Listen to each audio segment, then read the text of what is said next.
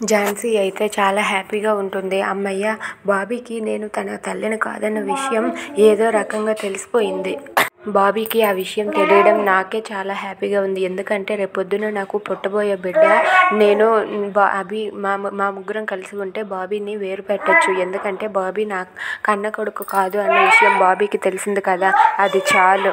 రేపొద్దున్న నాకు పుట్టబోయే బిడ్డ ఉంటే వాడి ద్వారా వీరిని దూరం పెట్టచ్చు అని చెప్పి అనుకుంటూ ఉంటుంది. ఇక అభి అయితే బాబీని తీసుకొని ఇంటికి వస్తూ ఉంటాడు. వాళ్ళు అలా కారులో వస్తూ ఉండగా ఇంట్లో ఝాన్సీ అయితే ఫోన్ చేస్తుంది. ఏంటి అభి, బాబీకి ఎలా ఉంది, బాగానే ఉందా అని చెప్పి అడుగుతుంది. దాంతో అక్కడ ఉన్న అభి అయితే బాగానే ఉంది అని చెప్పి అంటాడు.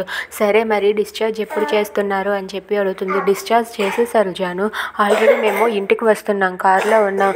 కానీ బాబీ చాలా టైర్డ్ అయిపోయాడు. బాబీకి నువ్వు కొంచెం ఫుడ్ అరేంజ్ చేసి ఉంచు, బాబీ చాలా నీరసంగా ఉన్నాడు కదా, డైట్ పాటించాలి అని చెప్పారు అని చెప్పి అంటూ ఉంటాడు. అది విని జాను అయితే సరే సరే, మీరు వచ్చేసరికల్లా నేను అంతా ప్రిపేర్ చేసి ఉంటాను, జాగ్రత్తగా బాబీని తీసుకొని రా అభి అని చెప్పి ఝాన్సీ అంటుంది. దాంతో అభి అయితే సరే జాను వచ్చేస్తున్నామని చెప్పి అంటాడు. ఇక ఝాన్సీ మాత్రం ఫోన్ పెట్టేసి డైటా గడిది గుడ్డ, వీడికి నేనేం ప్రిపేర్ చేయను, ఆ గీతకు చెప్పేస్తే తనే అంతా చూసుకుంటుంది, నాకేమో నీరసంగా ఉంది అని నేను పడుకుండిపోతానని చెప్పి ఝాన్సీ అయితే అనుకుంటుంది. ఇక బాబీ అలా వస్తూ ఉండగా బాబీ అయితే చాలా డల్గా ఉంటాడు.